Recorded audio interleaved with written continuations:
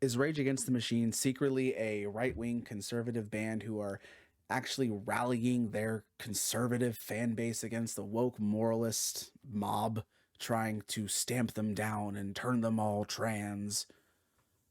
Uh, no. As a matter of fact, that's not what's happening. So there seems to be like this weird part of conservative internet that thinks that Rage Against the Machine is actually on their side of politics and on their side of history. They think conservatives have it right. The liberals are evil. And weirdly enough, they think that they're sellouts and they're grifting. And it's all just a lie. It's all a front. They don't actually believe the progressive things that they say they believe, because they've been in the industry too long. They've made all this money because, of course, socialism is when no money. And it's very bizarre because this band has made a career out of railing against conservatives and conservative ideology.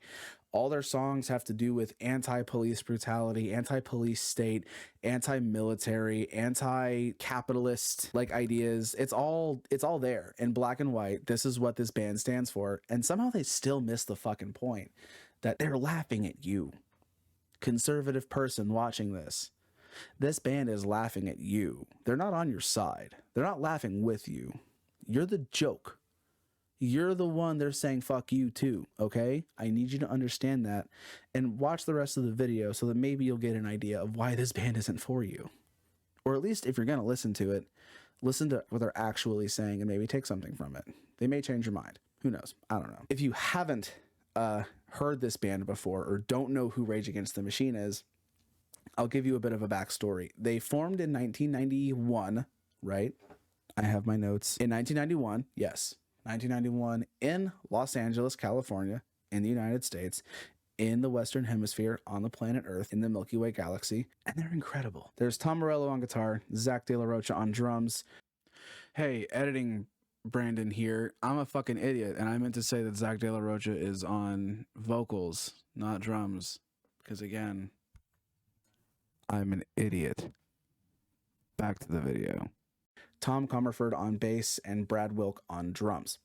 They blend like a super aggressive guitar and drum sound with Tom Morello doing crazy things with his pickups and the whammy bar and all this other kind of cool stuff, with the lyricism, the flow, the feeling, and aggression as well of hip hop, which, you know, is also steeped in a sort of anti-establishment, anti-police sort of sentiment. And ultimately what this did back then was bring together a super unique sound that no one had really ever done before. I mean, like Anthrax did a remix of Bring the Noise with Public Enemy, but that's not, but yeah, that's great. Don't get me wrong. Great song. But like Rage Against the Machine did something different, and it really worked. And I think what they did most consistently was they made politics accessible. They made leftist politics accessible. They made it easier to digest, and they made it like cool to be a revolutionary. They made it cool to be counterculture. I mean, like counterculture has always been pretty cool, I think, but Rage Against the Machine just added something extra to it. And they've had such a successful career doing this, being so anti-police, so openly leftist in their ideology. I mean, Tom Morello himself, at their own acceptance speech, and I think it was into the Rock and Roll Hall of Fame, said, join a union, like join a movement, start your own band. If you didn't get to see us, do it yourself. Be the next Rage Against the Machine. Be the next pioneers of social change in your community. That's not a conservative talking point. That's not a conservative idea. That's not pro status quo. I'm getting mad all over again. Ugh. Anyway, so why am I making this video? Well, I saw a TikTok recently that made my brain leak out of my ears, made my IQ shrink by about 50 points, give me a searing headache, and made me want to run over myself with my own car. I'll do you the service of not playing you the TikTok that I saw, because I don't want you to suffer like I did. I will paraphrase. And it goes thusly. It is a man sitting on a fake podcasting set. I assume it's a fake podcast set, saying that Rage Against the Machine is missing out because their fan base is super active now. And by their fan base, he means conservatives are rallying behind the band and their message of fuck you, I won't do what you tell me, but they're missing out because they're sellouts. They've made all this money grifting to liberals, and now they can't back down, and they're fools for it. And the only thing I can say is you're a fucking idiot. That's not the case. That's not what's happening. Let's just look real quick at a lyric from Killing in the Name. The verse. Some of those that work forces are the same that burn crosses. I'm going to give you 10 seconds to think about what that might mean.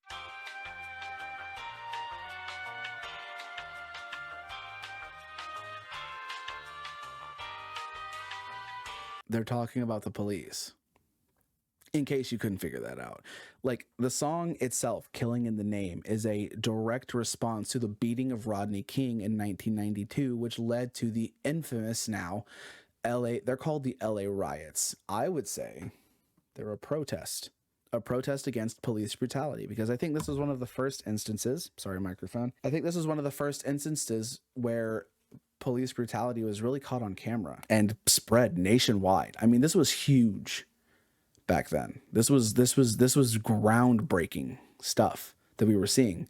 Like, you would have heard stories about, oh, did you hear such and such got the shit beat out of him by the cops, or got shot by the cops doing this, that, and the other, or I got beat by the police and I wasn't doing anything wrong. And of course, everyone's going to initially take the police's side because they're supposed to be the arbiters of justice. They're supposed to be the ones enforcing the law, protecting the citizens of wherever they are. And I think this was the first evidence that that's not exactly the case. And so as a result of that, shit got a little crazy after the video came out. Businesses got burned, people got killed. It was really intense. And it sparked a lot of conversation around the police. And it sparked Rage Against the Machine to write the song Killing in the Name.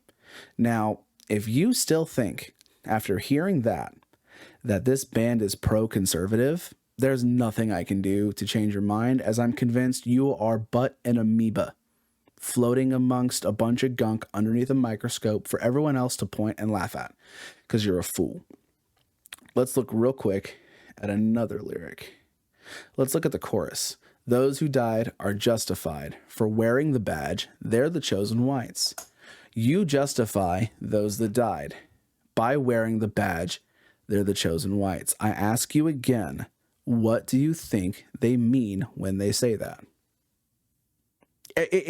It's not hard to figure out who they're talking about here.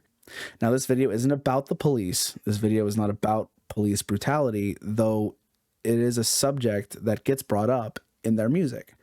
It confounds me to no end that somehow in the last 32 years, despite having the same consistent messaging over and over and over again, people on the right still think Rage Against the Machine is on their side of things. De La Rocha wears Che Guevara shirts on stage all the time. Was Che Guevara a conservative? Was he a neocon? No. He was a radical left-wing leftist revolutionary. I don't know, dude. I'm mad now. Like, conservatives love the line, fuck you, I won't do what you tell me, because they think they're sticking it to Biden. They're sticking it to Joe Brandon and his lackeys. They think they're sticking it to the establishment that's telling them to pay their taxes. Like libertarians love that shit. And that's not who it's for. That's not what they're talking about. It's not at all in any way what they're talking about. And now I'm mad, and I'm going to end the video here. I just thought it was really interesting, and I needed to get it off my chest. So if you want more of this kind of stuff, let me know. Hit like. If you want me to talk more about politics or music, leave a comment. Tell me what you want me to talk about next. Subscribe to the channel. Hit the bell so you don't miss any future videos. And I will see you in the next one.